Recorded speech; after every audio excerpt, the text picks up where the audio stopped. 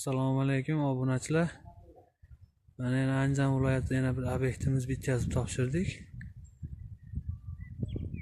Tunuka tayyor holatini qilib qo'ydik. Tunukasini olib kelsa yopib beramiz.